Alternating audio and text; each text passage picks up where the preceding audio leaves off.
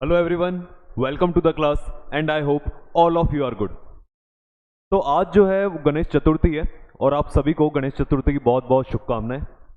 और हम गणेश जी से यही प्रार्थना करेंगे कि वो हमें जितना ज्ञान दे सकें उतना ज्ञान दें, ठीक है, ताकि हमारे जो भी लक्ष्य हैं, जो भी हमारे आगे के गोल्स हैं, उन्हें अचीव कर सकें, ठीक है। तो आज की क्लास में थोड़ी सी हम पॉजिटिव एनर्जी भी रखेंगे, जो कि हर क्लास में हम रखते हैं और हमें रखनी भी चाहिए, ठीक है। लेकिन आज जो है कुछ स्पेशल है, तो हम इसके लिए थोड़ी सी स्पेशल एनर्जी को भी रखेंगे अपने अंदर। और गणेश जी जो है, इनका भी अगर हम कह सकें तो ज्योग्राफी जो है वो उसमें इनका भी थोड़ा सा रोल है, या इन्होंने थोड़ी सी ज्योग्राफी पढ़ी थी, है ना।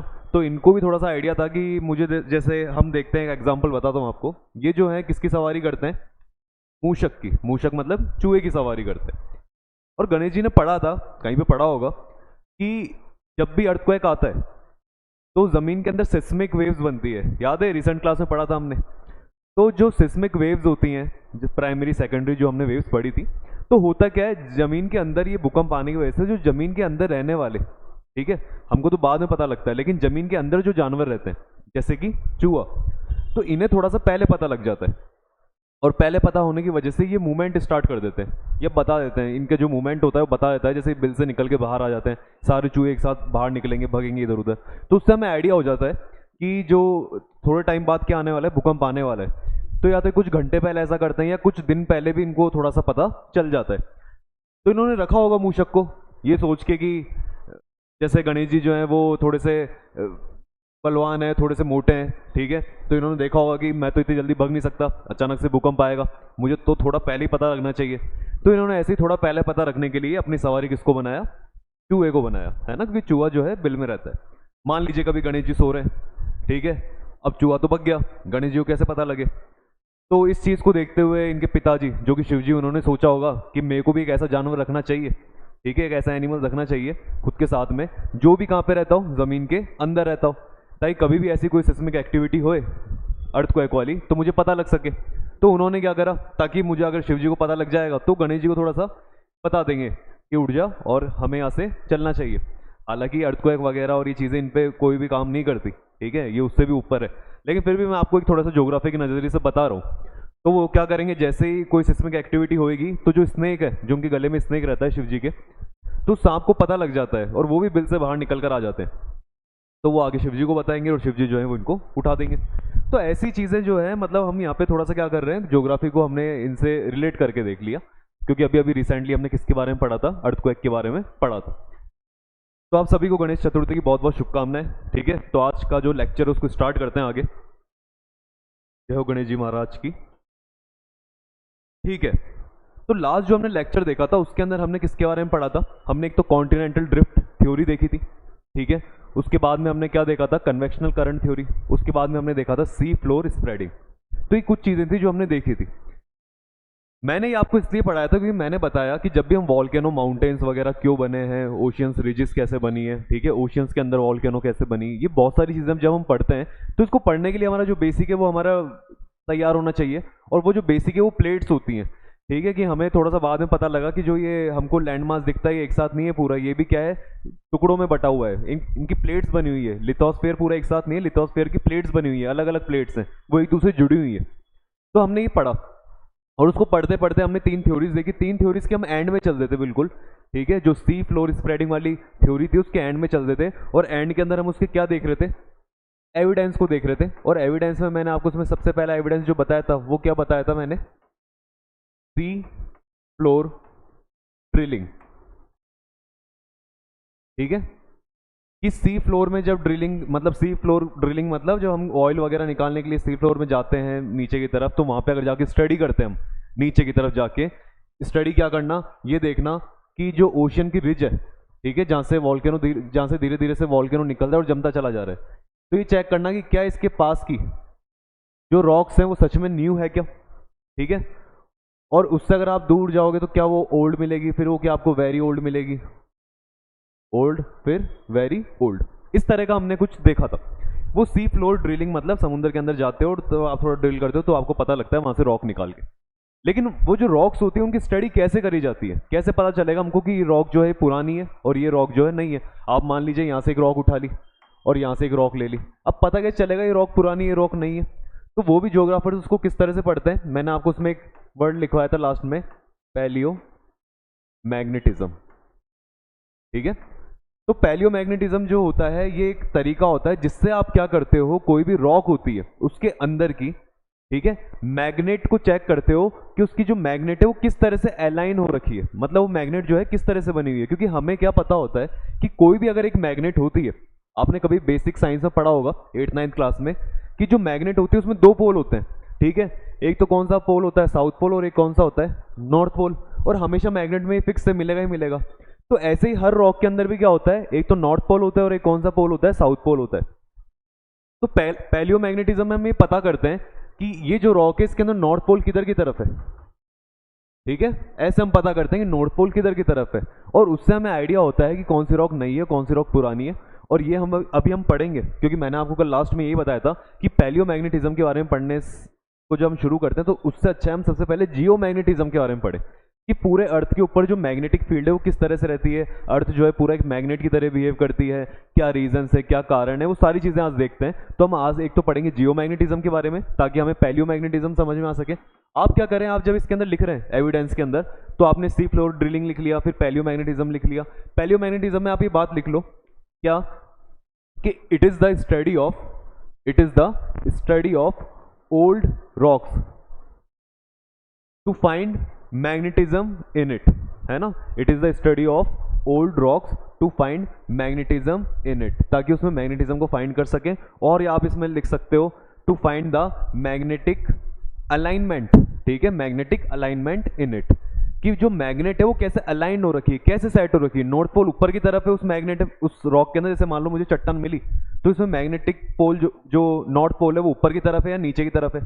ठीक है, तो ये कैसे अलाइन हो रखी है, ऊपर अलाइन हो रखा है, नीचे अलाइन हो रखा है। तो पैलियो मैग्नेटिज्म ये होता है, it is the study of the old rocks to find magnetic alignment in it. ये आपने किस में लिखा, पैलियो मैग्नेटिज्म में लिख दिया। ठीक है, इसको पढ़ेंगे अभी हम आगे समझेंगे, लेकिन बस यहाँ पे आप इतना से लिख लो। और थर्ड जो है, आप इसके अंदर देखो एविडेंस में आपको कोई रॉक पता करनी है नई या पुरानी, उसके लिए एक तीसरा जो सबसे बेस्ट तरीका होता है वो क्या होता है, रेडियोमेट्रिक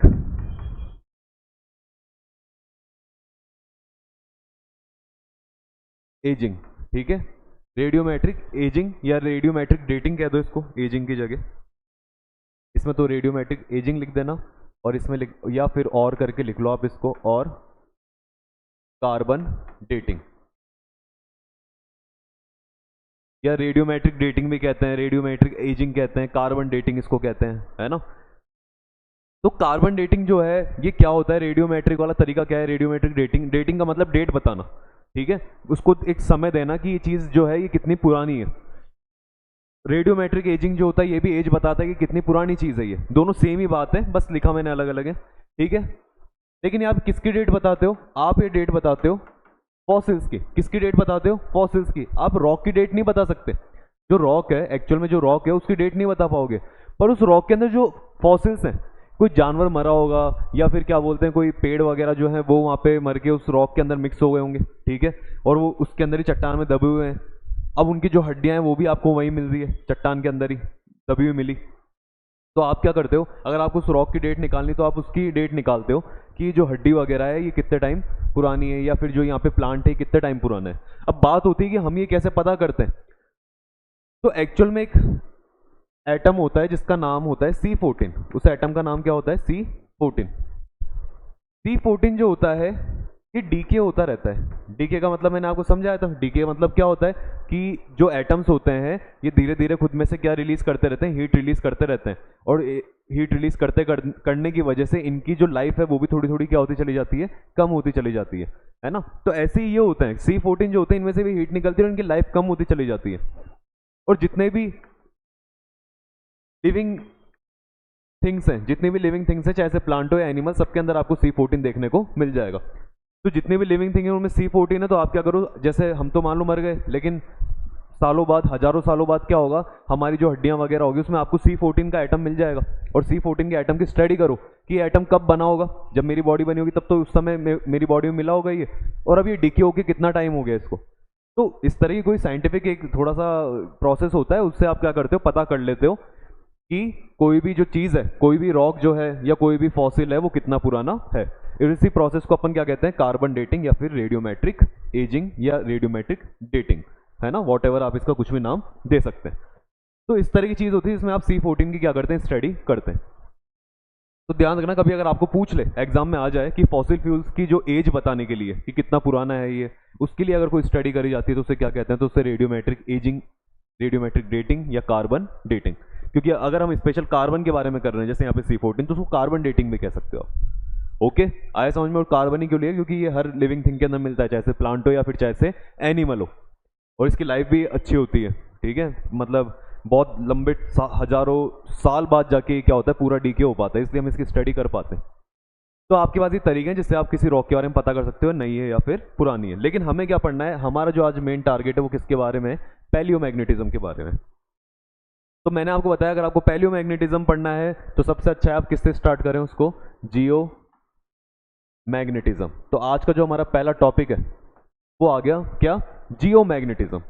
अब नाम से पता लग रहा है जियो मैग्नेटिज्म, जियो मतलब हमारी अर्थ हो गई, और उस पर मैग्नेटिज्म मतलब अर्थ जो है वो किसकी तरह बिहेव कर रही है, एक मैग्नेट की तरह। ऐसा कैसे हो सकता है, ऐसा देखो ऐसे हो सकता है। इसके लिए हम क्या करते हैं, एक साइंस का, ठीक है, आपकी 10th क्लास की जो साइंस होती है उसमें एक फिनोमिन, एक चीज पढ़ते थे अपन जिसका नाम होता था सोलेनॉइड, ठीक है। किसी ने नहीं पढ़ी हो कि मैं तो ध्यान नहीं दिया सर 10th क्लास में, ठीक है, नहीं ध्यान दिया तो अभी थोड़ा सा देख लो, थोड़ा सा बेसिक बताता हूँ, समझ में आ जाएगा। देखो सोलेनॉइड क्या होती है, सोलेनॉइड मान लीजिए आपने कोई लोहे का एक पीस लिया, लोहे का एक टुकड़ा लिया, छोटा सा टुकड़ा ले लिया, या सरिया, मैं तो कह रहा हूँ लोहे का आपने एक सरिया ले लिया, सरिया जानते हो सब, ठीक है। और उस सरिये में क्या करा, सरिये के चारों तरफ आपने तार लपेट दिए, लपेटते रहे लपेटते रहे लपेटते रहे, सरिया लिया और सरिये के चारों तरफ क्या लपेट दिया आपने, इस तरह से वायर्स को लपेट दिया, तार लगा दिए, ठीक है, बहुत सारे उसमें टर्न्स लगा के। और आपने क्या करा, उसको दोनों तरफ से अब कनेक्ट कर दिया, किससे कनेक्ट कर दिया, एक बैटरी से कनेक्ट कर दिया, ठीक है। और बैटरी के अंदर क्या कर दिया, बैटरी ऑन कर दी। जैसे ही आपने ऑन करा तो उसमें करंट फ्लो करने लगा, ठीक है। जब करंट फ्लो करने लगा, ठीक है,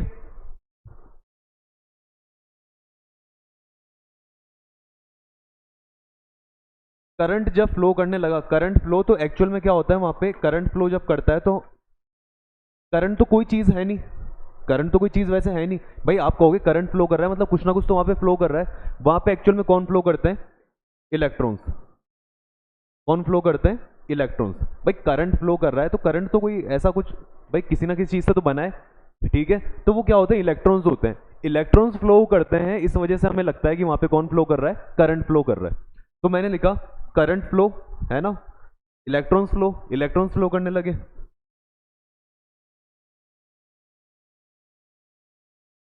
व्हेन इलेक्ट्रॉन्स फ्लो, जब इलेक्ट्रॉन कहीं पे फ्लो करते हैं तो वो क्या क्रिएट करते हैं, magnetic field, magnetic field is created. जब इलेक्ट्रॉन्स फ्लो करेंगे तो वहां पे मैग्नेटिक फील्ड बनेगी। क्या कहा मैंने कि यहाँ पे जैसे मैंने करंट को फ्लो कराया तो करंट कोई चीज नहीं है एक्चुअल में, उसमें जो चीज फ्लो कर रही है करंट के अंदर, जिसको हमने करंट नाम दे रखा है, वो इलेक्ट्रॉन्स होते हैं। तो इलेक्ट्रॉन्स फ्लो करते हैं तो हमें लगता है करंट फ्लो कर रहा है, लेकिन जब इलेक्ट्रॉन फ्लो करते हैं, जब इलेक्ट्रॉन्स फ्लो करते हैं तो उसमें क्या होता है, इलेक्ट्रॉन्स के फ्लो करने की वजह से क्या जनरेट होती है वहां पे, मैग्नेटिक फील्ड। मैग्नेटिक फील्ड का मतलब है कि जहां से वो इलेक्ट्रॉन जा रहे हैं वहां पे मैग्नेट बनेगी।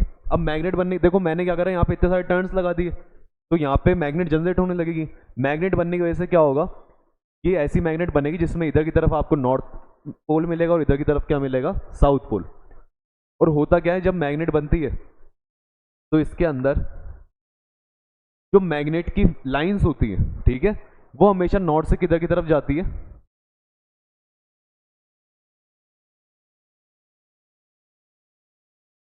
वो नॉर्थ से हमेशा निकल के किधर की तरफ जाएगी, साउथ की तरफ।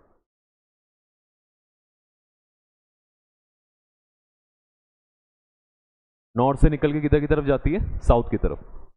तो नॉर्थ से निकल के साउथ की तरफ जाती है और मैग्नेट के अंदर साउथ से किधर की तरफ जाती है, फिर नॉर्थ, ऐसे घूमती है। मतलब मैग्नेट के बाहर तो नॉर्थ से साउथ और अंदर की तरफ साउथ से नॉर्थ, और बस ये घूमती रहती है घूमती रहती है घूमती रहती है, मैग्नेटिक फील्ड लाइंस जनरेट हो गई। तो हम कहेंगे, अब देखो अगर इस मैग्नेट, ये जो मैंने वो सरिये का टुकड़ा लिया था, उस सरिये के टुकड़े में एक तरफ की तरफ, एक साइड में तो क्या आ गया साउथ, और एक तरफ में क्या आ गया नॉर्थ। और इस साउथ और नॉर्थ पोल बनने की वजह से मैं कह सकता हूं जो मैंने सरिया लिया था, ये जो आयरन की रॉड ली थी मैंने, ये किसकी तरह बिहेव करने लग गई अब, एक मैग्नेट की तरह। ठीक है,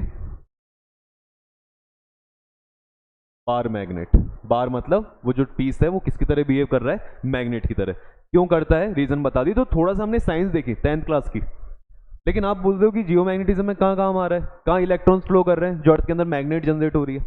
ये तो कह रहा हूं मैं कि इलेक्ट्रॉन्स फ्लो करेंगे और उससे क्या जनरेट होगी, मैग्नेट। पर कहाँ फ्लो कर रहे हैं, देखो फ्लो कर रहे हैं, बताता हूं कैसे फ्लो कर रहे हैं।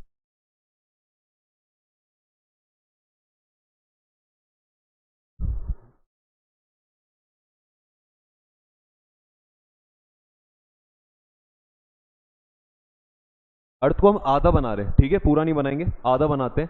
आधे को मैंने इस तरह से, ये देखो ड्रॉ कर दिया। अब हमें क्या पता है, हमें ये पता है कि अर्थ का जो सेंटर है, ठीक है, उस सेंटर वाले को हम क्या कहते हैं, कोर कहते हैं, याद है। तो ये जो सेंटर का पार्ट है, मान लो ये अर्थ का सेंटर है, और यहाँ पे आसपास का जो एरिया है ये क्या है, पूरा कोर। और कोर कितने पार्ट में डिवाइड होती है, दो पार्ट में, एक तो आउटर कोर और एक कौन सी, इनर कोर। सब पढ़ रखा है, सब कुछ पता है हमें, आप तो बस बताते रहो, ठीक है, मैं बताता रहता हूं। तो आउटर कोर और इनर कोर मैंने बना दी। हमें एक और चीज पता है, जो आउटर कोर होती है किस फॉर्म में होती है, लिक्विड, लिक्विड फॉर्म में। लिक्विड फॉर्म में क्या है, क्योंकि टेम्परेचर क्या है, ज्यादा। अब लिक्विड फॉर्म में होने की वजह से यहां पे क्या होता है, जो भी आपके मिनरल्स हैं, जितने मिनरल्स हैं, are in molten form and because of high temperature electrons, ठीक है, बिकॉज ऑफ हाई टेम्परेचर। और यहाँ पे हाई टेम्परेचर की वजह से, भाई ये तो जो मिनरल्स हैं, जितने मिनरल्स हैं यहाँ पे, जितने भी, ठीक है, एटम्स हैं, जितने मिनरल्स हैं, वो सारे किस फॉर्म के अंदर है, मोल्टन फॉर्म में। मोल्टन मतलब लिक्विड फॉर्म में, ठीक है। ये मैं लिक्विड ही लिखूंगा, इसको मोल्टन में नहीं लिखता। क्या लिखते हैं, iron, liquid form. And because of high temperature, और हाई टेम्परेचर की वजह से जो यहाँ पे इलेक्ट्रॉन्स है वो मूव करते हैं फ्रीली। इतना ज्यादा टेम्परेचर है कि मिनरल्स, जितने भी मिनरल्स हैं, उनमें से इलेक्ट्रॉन्स निकल जाते हैं और निकल के फ्रीली घूमने लगते हैं। इतना हाई टेम्परेचर है यहाँ पे, बहुत हाई टेम्परेचर है, फ्रीली घूम रहे हैं, घूम रहे हैं। अब फ्रीली अगर घूम रहे हैं तो मैंने तुम्हें बताया, जैसे यहाँ पे देखो ये इलेक्ट्रॉन्स घूम रहे हैं, लिख देते हैं अपन, क्या घूम रहे हैं यहाँ पे, ये इलेक्ट्रॉन घूम रहा है, ये घूम रहा है, इधर घूम रहा, इलेक्ट्रॉन्स घूम रहे हैं इसके अंदर। जब इसमें इलेक्ट्रॉन्स घूमेंगे तो होगा क्या, आपने कहा कि अरे आपने तो बताया था इलेक्ट्रॉन जब मूव करते हैं तो मैग्नेटिक फील्ड जनरेट हो रही है, पर वहां पे बीच में मैग्नेट भी तो, कुछ लोहे का टुकड़ा भी तो होना चाहिए, ठीक है। अरे अगर इलेक्ट्रॉन्स मूव कर रहे हैं तो इलेक्ट्रॉन्स किसी लोहे की चीज के चारों तरफ मूव करने चाहिए, किसी मेटल की चारों तरफ मूव करे।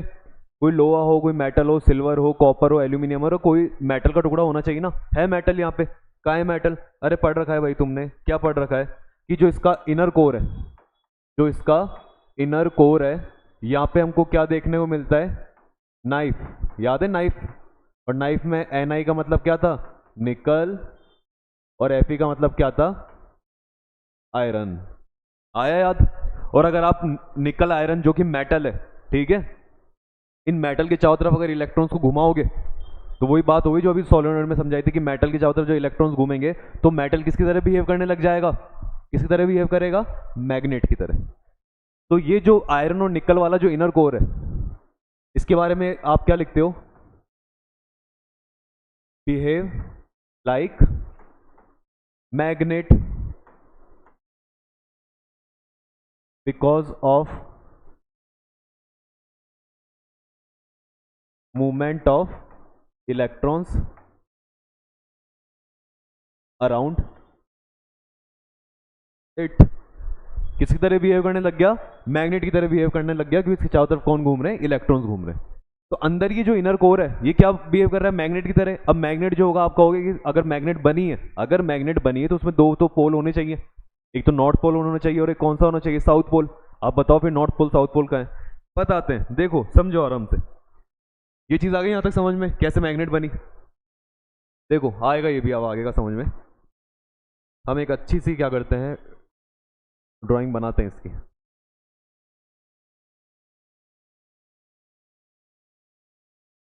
तो पहले आपको इसमें एक मैग्नेट बना के दिखा।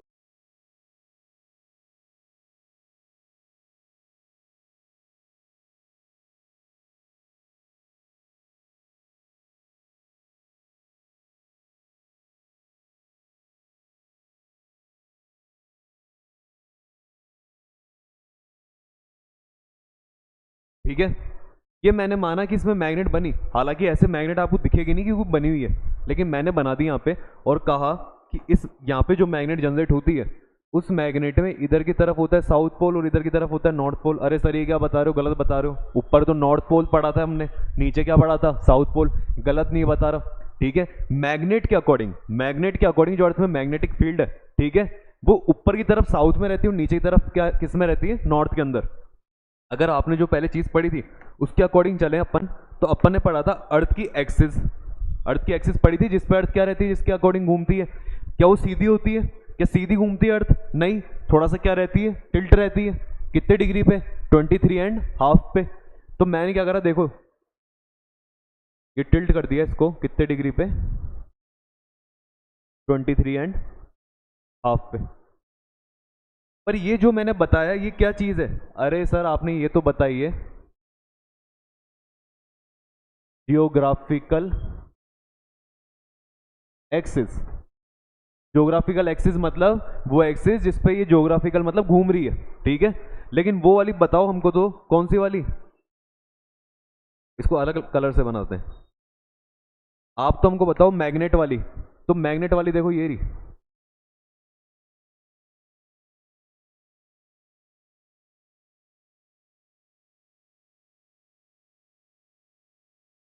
ये मैग्नेट वाली है, ठीक है। तो हम इसको क्या लिखेंगे, इसको लिखेंगे ये है मैग्नेटिक एक्सिस, इसके अकॉर्डिंग मैग्नेट है, ठीक है। ज्योग्राफिकल अलग है, मैग्नेट वाली अलग है। और वो सेंटर तो वो तो कोई मतलब की नहीं रही, अब तो भूल जाओ उसको।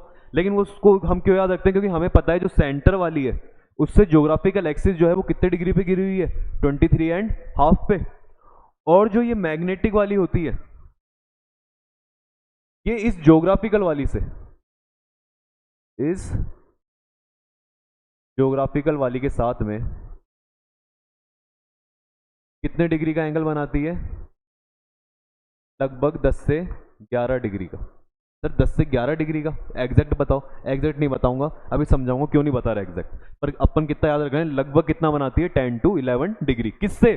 ज्योग्राफिकल एक्सिस से। सेंटर वाली से मत काउंट करना, क्योंकि सेंटर वाली से ज्योग्राफिकल बना रही है 23.5 और उससे ये और इस वाली से ये आगे बना रही है 10-11 डिग्री, ठीक है।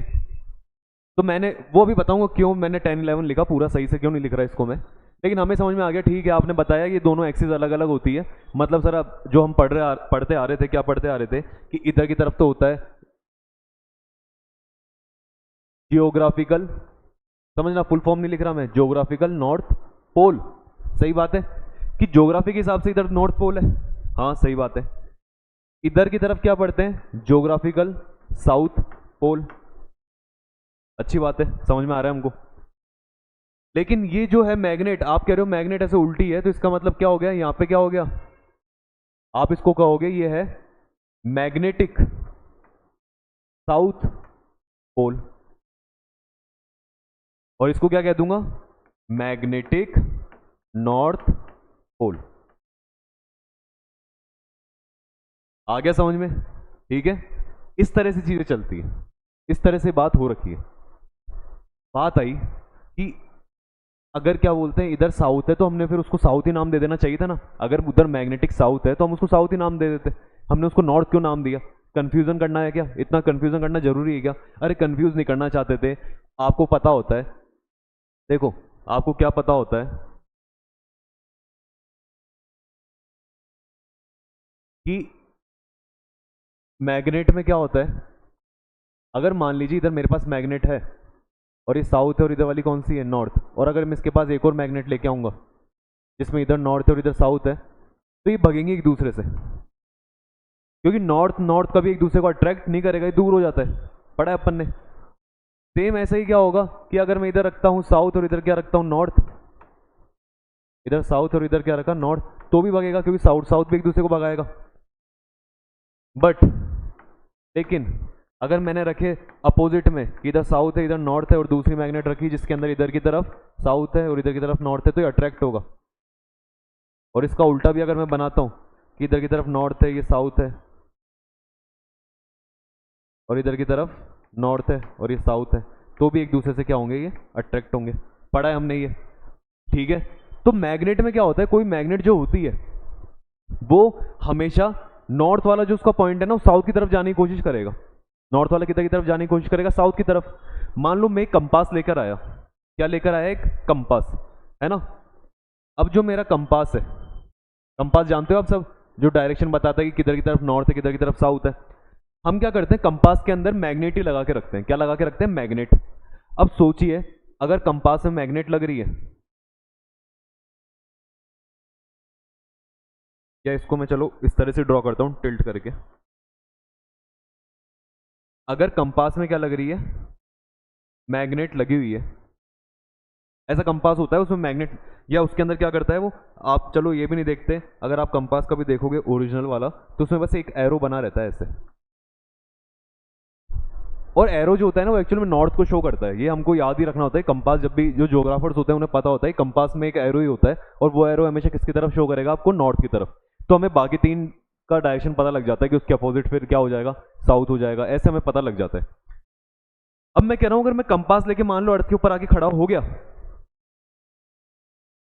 तो एक कंपास जो है नॉर्थ, इसका जो नॉर्थ वाला पोल है, इस मैग्नेट का नॉर्थ वाला पोल है, वो इधर की, जैसे मान लो ये कंपास है अब, है ना, इसका जो ये आपको दिख रहा है पॉइंट, ये नॉर्थ वाला पॉइंट है। आप बताओ अगर मैं यहाँ पे आके खड़ा हो गया, तो ये नॉर्थ वाला जो पॉइंट है किधर की तरफ रहना पसंद करेगा, साउथ की तरफ या नॉर्थ की तरफ। अरे सर नॉर्थ की तरफ तो नहीं रह सकता, क्योंकि नॉर्थ और नॉर्थ तो क्या करेंगे, एक दूसरे को दूर भगा देंगे। तो ये जो नॉर्थ वाला पॉइंट है किधर की तरफ रहना पसंद करेगा, साउथ की तरफ। तो ये ऐसे रहेगा, ठीक है। तो मैं जब भी अर्थ के ऊपर कोई मैग्नेट को रखता हूं, तो मैग्नेट क्या करती है, हमेशा किधर की तरफ आ जाएगी, जो अर्थ का साउथ है, ठीक है, अर्थ के ऊपर जो साउथ है, तो मैग्नेट खुद को इस तरह से टिल्ट करेगी कि मैग्नेट का खुद का उधर की तरफ क्या आ जाए, नॉर्थ आ जाए, ठीक है। तो यहाँ पे अगर अर्थ के ऊपर मैं कितनी मैग्नेट को फैला दूं, वो सारी मैग्नेट जो है वो ऑटोमेटिकली अलाइन होके, ऑटोमेटिकली सेट होके, और किधर की, और उनका जो नॉर्थ वाला पॉइंट होगा उन मैग्नेट्स का, वो किधर की तरफ शो करने लगेगा, ऊपर की तरफ। और हम देखेंगे अच्छा नॉर्थ इधर शो कर रहा है, मैं इसको नॉर्थ नाम दे देता हूँ।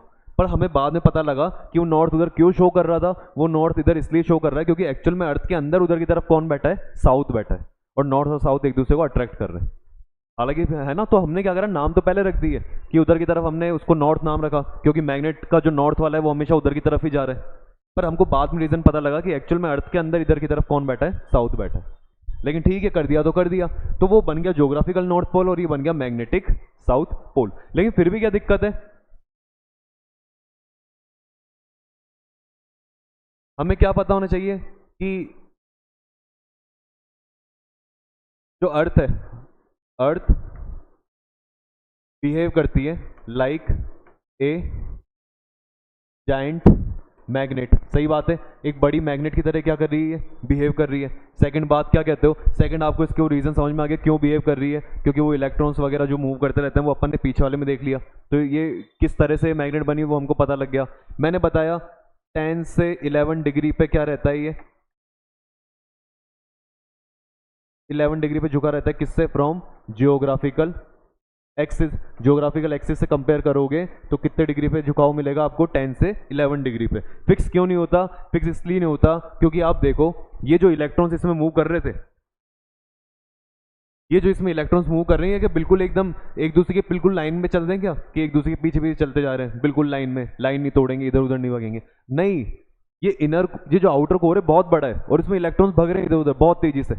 तो इलेक्ट्रॉन्स अगर रिफ्लेक्ट करते रहते हैं, इधर उधर होते रहते हैं, जो आउटर कोर है इसके अंदर जो लिक्विड है वो थोड़ा सा ऊपर नीचे फ्लक्चुएट होता रहता है, तो उसके फ्लक्चुएशंस की वजह से जो मैग्नेटिक फील्ड है वो भी फ्लक्चुएट होती रहती है। कभी वो थोड़ी 11 डिग्री पे तो कभी वो 10 डिग्री पे, हल्का हल्का थोड़ा बहुत क्या होता रहता है, फ्लक्चुएशन यहाँ पे होता रहता है। और इनके देखो ये मूव करते हैं ना, और इसकी वजह से जो मैग्नेटिक फील्ड जनरेट हुई यहाँ पे, क्या कि magnetic field generated due to, किसकी वजह से, due to movement of liquid, या लिक्विड की जगह हम यहाँ लिक्विड ब्रैकेट में क्या लिखते हैं, इलेक्ट्रॉन्स, इज नॉन एज, उसको हम क्या कहते हैं, is known as dynamo effect, क्या कहते हैं उसे, डायनामो इफेक्ट। याद भी रख लेना, क्या पता आपके एग्जाम के अंदर कभी एक नंबर में जो वो जो क्वेश्चंस आते हैं मतलब टिक करने वाले, उनमें पूछ ले आपको डायनामो इफेक्ट क्या होता है। ठीक है, तो डायनामो इफेक्ट याद रखना। डायनामो इफेक्ट क्या होता है, जब भी कोई लिक्विड कह दे, या वो फ्लूइड कह दे, या वो इलेक्ट्रॉन्स कहते हैं, इनके मूवमेंट की वजह से जब कहीं पे क्या जनरेट होने लग जाती है, मैग्नेटिक फील्ड जनरेट होती है, तो उस इफेक्ट को हम कौन सा इफेक्ट कहते हैं, डायनामो इफेक्ट कहते हैं। तो आपको समझ में आया कि ये जो फ्लूइड है ये कभी भी क्या है, ऐसे एक साथ नहीं रहता, इधर उधर मूवमेंट करता रहता है, हिलता रहता है, जिसकी वजह से इसकी मैग्नेटिक फील्ड भी क्या होती रहती है, थोड़ा सा ये जो एक्सिस है चेंज होती रहती है, कभी 10 डिग्री पे, कभी 11 डिग्री पे। हम क्या करते हैं, हम ये भी नाम याद करते हैं कि सर आपने ये तो बता दिया था ये नॉर्थ पोल था, ये साउथ पोल था, पर जो मैग्नेटिक साउथ पोल है, मैग्नेटिक नॉर्थ पोल है, इन जगह का भी नाम बता दो, पूछ ले तो हमको पता भी होना चाहिए क्या नाम होता है इनका। जो आपको साउथ के अंदर इधर की तरफ मिलेगा, ये पॉइंट आपको मिलता है कनाडा में। कहाँ मिलेगा आपको, कनाडा में। और यहाँ पे जो इसका नाम होता है वो होता है,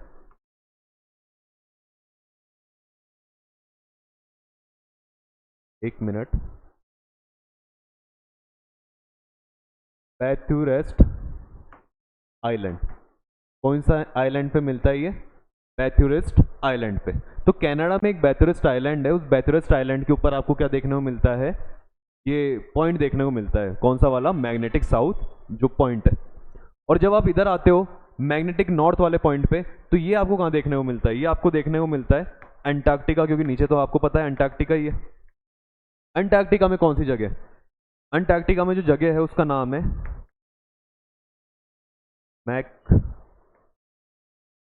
मैकरूडो साउंड नाम की जगह है। क्या नाम है उस जगह का, मैकरूडो साउंड नाम की जगह है। तो उस जगह पे जब आप जाते हो, मैकरूडो साउंड नाम की जगह पे जाते हो, तो वहां पे आपको क्या देखने को मिलता है, मैग्नेटिक नॉर्थ पोल देखने को मिलता है। ठीक है, तो हमें याद रखना है कनाडा के अंदर जो नाम है, कनाडा के अंदर जो नाम है वो कौन सा वाला है, मैग्नेटिक, कनाडा में जो नाम है वो है बैथुरेस्ट आइलैंड, और इसके अंदर क्या नाम है उसका, मैकरूडो साउंड नाम की जगह है। कहाँ पे है वो, अंटार्कटिका में। तो दोनों नाम आपको पता होने चाहिए, इनमें कोई दिक्कत नहीं आनी चाहिए। ये नाम हमें पता लग गए, नॉर्थ पोल साउथ पोल पता लग गया, आपने 2 पॉइंट लिखवा दिए, 2 के अलावा कुछ और भी लिखवा दो। और क्या लिखवाएं आपको ये पता लग गया क्यों डिग्रीज चेंज होती रहती है। तीसरा इनके पॉइंट्स याद हो गए, है ना। और क्या बचता है इसके अंदर, और यही बातें होंगी। अगर आपसे कुछ पूछता है तो इसके रिलेटेड और पूछ ले, मान लो कि जो फिनोमिना है ये क्या करता है, ये आपकी मदद करता है क्या ये मैग्नेटिक फील्ड आपकी मदद करती है, यस करती है। हेल्थ इन काई में हेल्प करती है ये, प्रोटेक्टिंग फ्रॉम सोलर विंड्स। जो सूर्य से विंड्स आती हैं, एक्चुअल में विंड्स हवाएं, वैसी हवाएं नहीं होती, वो वहां से क्या होते हैं, ये पार्टिकल्स आते हैं, इलेक्ट्रॉन्स वगैरह आते हैं, प्रोटॉन्स वगैरह आते हैं, ऐसे पार्टिकल्स आते हैं। हालांकि अगर वो अर्थ के ऊपर सीधे आने लग जाए तो हमें बहुत हार्म होगा, बहुत नुकसान पहुंचेगा, कैंसर वगैरह की जो प्रॉब्लम है वो बहुत ज़्यादा इंक्रीज हो जाएगी। लेकिन वो क्या करता है, ये मैग्नेटिक फील्ड जो है हमको प्रोटेक्ट करती है, ये सोलर विंड्स को अर्थ के अंदर एंटर नहीं करने देती। और साथ में और उसके अलावा एक और चीज़ में हेल्प करती है, सोलर विंड से बचाती है, और ये हमें बचाती है गामा रेस से। किससे बचाती है, गामा रेस से। जो हमारा यूनिवर्स है उस यूनिवर्स के अंदर गामा रेस फैली हुई है, तो उस रेस से हमको बचाती है। ठीक है, गामा रेस से। और चौथा इसके अंदर आप याद कर लो, और कुछ बात इसकी है क्या, हाँ बात तो है इसकी। आप जब देखते हो तो आपने सुना होगा नॉर्दर्न एंड सदर्न लाइट्स, सुना है आपने, नॉर्दर्न सदर्न लाइट्स। कभी आपने इंस्टाग्राम वगैरह पे या फिर ऐसा कभी किसी वीडियो वगैरह में आपने देखा हो कि आसमान जो होता है उसके अंदर अलग अलग तरह की लाइट दिखाई देती है। ठीक है, ग्रीन कलर की, इस तरह की लाइट ग्रीन कलर की, ऐसे अलग अलग रोशनी सी दिखाई देती है हमको। इंडिया मतलब ऐसा नहीं होता हर जगह दिखाई देती है। वो एक तो वहाँ पर मौसम जो है बिल्कुल क्लियर होना चाहिए, प्लस वो थोड़ा सा पोल साइड के अंदर होना चाहिए। पोल के अंदर जैसे अगर आप अंटार्कटिका जाते हो या आर्कटिक सर्कल, थोड़ा रशिया वाला पार्ट, ठीक है, आप ग्रीनलैंड आइसलैंड वगैरह साइड में जाते हो, तो आप थोड़ा सा जब नॉर्थ के करीब वो पोल्स के करीब होते हो, तो आपको वहाँ पे जो 66.5 डिग्री अपन ने पढ़ा है उसके बाद में, तो उस रीजन में कहीं पे अगर आप होते हो तो आपको वहाँ पे ही देखने को मिलती है नॉर्दर्न और सदर्न लाइट्स। इसका कारण भी कौन होती है? मैग्नेटिक फील्ड होती है। ये पढ़ेंगे अपन कि क्यों ये जो मैग्नेटिक फील्ड है इसकी वजह से नॉर्दर्न सदर्न लाइट बनती है। पर ये जो फिनोमिना है ये एटमॉस्फेयर का है। वो लाइट देखो एटमॉस्फेयर में ऊपर की तरफ दिखाई दे रही है, इसलिए हम इसको फिर क्या करेंगे, जब हम पढ़ेंगे एटमॉस्फेयर वाला टॉपिक आगे आएगा उसके अंदर अपन पढ़ेंगे। लेकिन अभी तो हम पढ़ लिया, हमने सुन लिया कि नॉर्दर्न सदर्न लाइट्स देखने को मिलती है। नॉर्थ के अंदर इसको क्या कहते हैं? इनको नॉर्थ में कहा जाता है नॉर्थ बॉरियलिस। क्या कहते हैं इसको? नॉर्थ या नॉर्दर्न बॉरियोलिस। इन लाइट को क्या कहते हैं? नॉर्थ में नॉर्दर्न बॉरियोलिस, और साउथ के अंदर इसको क्या कहते हैं? Southern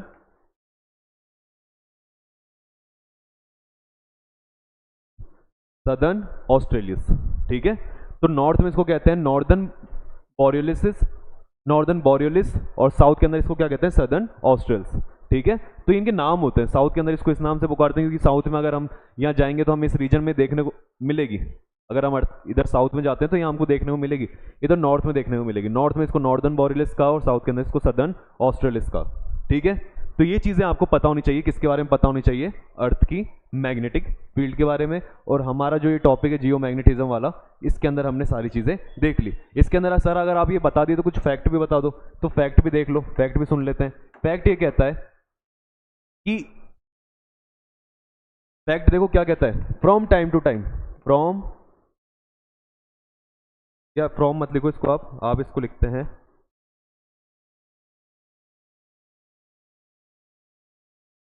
after a period of long time the direction of earth magnetic field reverse the direction of earth magnetic field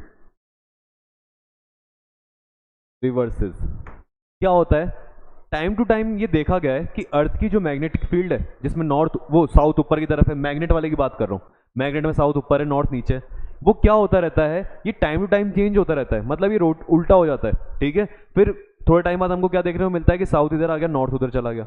फिर थोड़े टाइम बाद क्या देखने को मिलता है? नॉर्थ उधर, साउथ इधर, ऐसे चेंज होता रहता है। पर ऐसा नहीं होता अगर हम देखें कि हमारी लाइफ टाइम में हमको देखने को मिल जाए, या अभी जो पिछले हमारे परदादा के परदादा के परदादा उनको देखने को मिला हो, नहीं, किसी को देखने को नहीं मिला। क्योंकि लास्ट जो अभी अभी वाला जो रिवर्सल है, अभी जो चल रहा है, तो उसको अपन किस तरह से लिखें?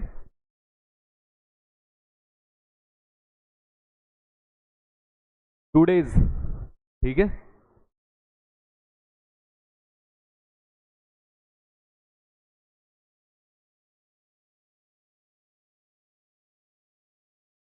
Today's magnetic south pole and magnetic north pole are same since 66 या 66 तो ऐसा कोई फिक्स हमको पता नहीं, लेकिन आप इसको रख लो 60,000 ईयर्स। लगभग 60,000 साल से हम क्या देखते आ रहे हैं कि अभी का जो ये मैग्नेटिक साउथ पोल और मैग्नेटिक नॉर्थ पोल है ये सेम है।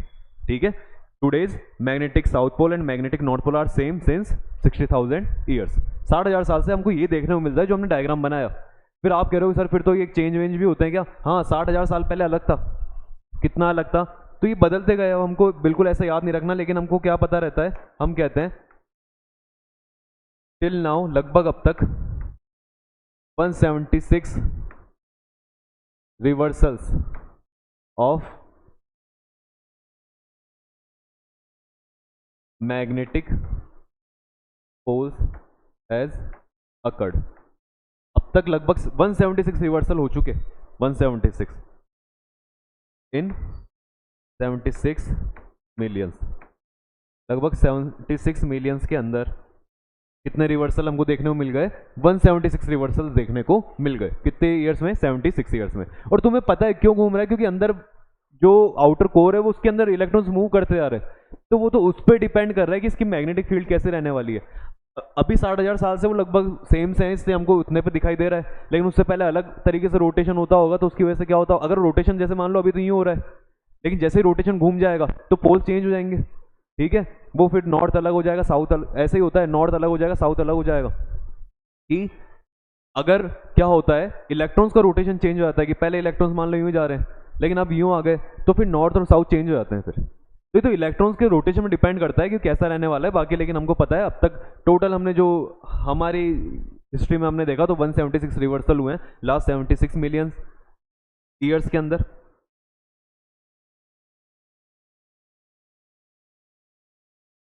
ठीक है, और अभी वाला जो चल रहा है वो 60,000 साल से चल रहा है, जो अभी हम देखते आ रहे हैं। ये कुछ फैक्ट है जो हमने देख लिए।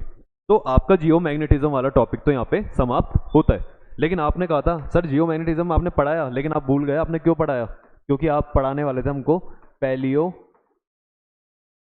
मैग्नेटिज्म। सही बात है। अब पैलियो मैग्नेटिज्म पढ़ाने वाला था तो मैंने बताया था पैलियो मैग्नेटिज्म क्या होता है। लेकिन पैलियो मैग्नेटिज्म में अपन क्या करते हैं यहाँ पे,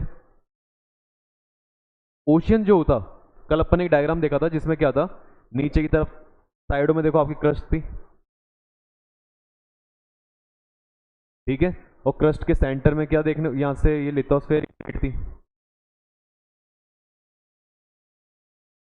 इधर की तरफ भी लिथोस्फेरिक प्लेट थी।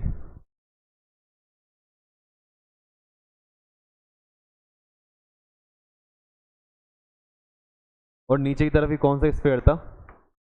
एस्थेनोस्फीयर। एस्थेनोस्फीयर का जो लावा था वो निकल निकल के किधर की तरफ आ रहा था? बाहर की तरफ, ठीक है। ये क्रस्ट थी कॉन्टिनेंट की, ये क्रस्ट थी कॉन्टिनेंट की। और यहाँ पे क्या सेंटर में क्या देखने को मिला था हमको? मैंने नाम ही बताया था, इसको नाम क्या याद रखते हैं अपन? ओशियन का रिज, ठीक है। ये लिथोस्फीयर वाली प्लेट है हो गई आपकी, इधर लिथोस्फीयर वाली हो गई,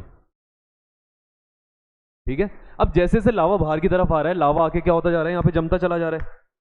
ये लावा जमा, मान लो उसने रॉक बना दी ये वाली, फिर ये लावा जमा, उसने रॉक बना दी। लेकिन हम क्या करते हैं, इसको हम थोड़ा सा अच्छा सा बनाते हैं रॉक को।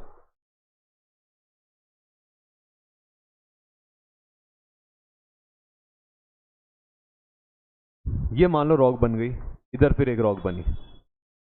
ये रॉक्स किधर खिसक जाएंगी टाइम के साथ में? पीछे, क्योंकि और लावा आ जाएगा। और हमें पता है यहाँ पे रिज बनने का मतलब है प्लेट जो है दूर जाती जा रही है। ये प्लेट्स एक दूसरे से क्या जा रही है? दूर। दूर जाने की वजह से ये जो रॉक यहाँ दिख रही है, ये थोड़े टाइम बाद हमको कहाँ देखने को मिलेगी?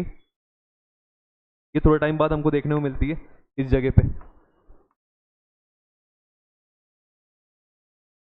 फिर थोड़े टाइम बाद हमको कहाँ देखने को मिलती है? थोड़े टाइम बाद हमको देखने को मिलती है इस जगह पे। ऐसे ही होगा, रॉक जो है वो पीछे खिसकती चली जा रही है। और मैंने आपको बताया था जो न्यू रॉक्स है, जो नई रॉक्स है, वो आपको कहाँ पे मिलेगी? रिच के पास में। और जितना दूर जाते चले जाओगे रॉक्स उतनी क्या होती चली जाएगी? पुरानी। तो हमने जब इसके मैग्नेटिज्म को नोट करा कि इनमें मैग्नेटिज्म क्या कह रहा है, ठीक है, इस कलर से, व्हाइट कलर से लिखते हैं कि इनमें मैग्नेटिज्म कैसा है, तो हमें पता है जो नई रॉक्स बन रही है आज के टाइम पे वो किस तरह से अलाइन रहेगी। भाई नई रॉक्स जो बन रही है उनको तो क्या मिलेगा? उनको तो ये मिलेगा कि जो हमारी अर्थ है, नई रॉक को क्या पता चलेगा कि जो हमारी अर्थ है उसके अंदर ऊपर की तरफ तो साउथ है और नीचे की तरफ क्या है? नॉर्थ। तो इनके अंदर जो मैग्नेट्स के, इनके अंदर जो रॉक्स हैं, इन रॉक्स के अंदर जो आयरन होगा, वो आयरन या जो मेटल्स होंगे वो किस तरह से अलाइन हो जाएंगे? ऊपर की तरफ क्या शो करेंगे? वो क्या शो करेंगे ऊपर की तरफ? साउथ थोड़ी ना करेंगे, क्योंकि ये तो हमारी पूरी क्या है? अर्थ है। तो ये जो रॉक है ये इसके ऊपर ऊपर की तरफ क्या शो करने वाली है? नॉर्थ शो करेगी, ठीक है। तो ये देखो ये वाली जो रॉक है क्या शो कर देगी? ऊपर की तरफ क्या बताएगी? नॉर्थ। ये क्या बताएगी? नॉर्थ। लेकिन आज से 60,000 साल पहले वाली अगर जो ये रॉक बनी हुई है इसके पास वाली, ये क्या ऊपर की तरफ नॉर्थ बताएगी? नहीं, ये किधर की तरफ बताएगी? नीचे की तरफ, क्योंकि उस टाइम पे क्या रही होगी? उस टाइम पे जो अर्थ है उसके अंदर रिवर्सल इस तरह का रहा होगा। अब अगर अर्थ ऐसी है और उसके ऊपर मैं गरम गरम ले जाके रॉक को रख दूं, तो रॉक के जितने भी, इस गरम गरम रॉक को अगर इसके ऊपर रखूंगा तो रॉक के अंदर जितने भी आयरन या जो भी मेटल है वो सारा मेटल क्या शो करेगा कि इधर की तरफ नॉर्थ है, वो ऐसे अलाइन हो जाएगा। क्योंकि उनका नॉर्थ साउथ इससे अट्रैक्ट करेगा, उनका जो नॉर्थ है वो अर्थ के साउथ से अट्रैक्ट करेगा और क्या शो करेंगे कि जो नॉर्थ पोल है वो नीचे की तरफ है, क्या शो करेंगे नॉर्थ पोल नीचे की तरफ है। पर उसकी जो आगे वाली है उसमें फिर रिवर्सल हुआ होगा तो वो किधर शो करेगी, ऊपर की तरफ, किधर शो कर देगी ऊपर। तो जब आप ऐसे जाते हो तो आपको अल्टरनेट मिलता रहता है, आपको नॉर्थ की मिलेगी फिर साउथ की मिलेगी फिर नॉर्थ वाली फिर साउथ वाली, इस तरह चलता रहेगा, अपोजिट डायरेक्शन में शो करते रहते हैं, जिससे हमें पता लग जाता है कि भाई अभी जो अभी बनी है वो तो इस तरह से लाइन है, उसके पास वाली फिर उल्टा है फिर उल्टा है फिर उल्टा है। तो हमको पता लगता है जितना दूर जाते जा रहे हो उतना रिवर्सल क्या होता चला जा रहा है, बदलता चला जा रहा है, अर्थ का जो मैग्नेट का रिवर्सल है। तो इस तरह से पैलियो मैग्नेटिज्म से जब आप इनकी रॉक्स की स्टडी करते हो, रॉक्स के जो मैग्नेट है उसकी स्टडी करते हो, तो उसकी स्टडी करने से आपको पता लग जाता है रॉक कितने टाइम पुरानी है। तो आई होप आपको ये जो जियो मैग्नेटिज्म वाला टॉपिक है अच्छे समझ में आया है, ठीक है। तो ये टॉपिक हमारा कंप्लीट होता है जियो मैग्नेटिज्म का। क्या टाइम हुआ है अभी?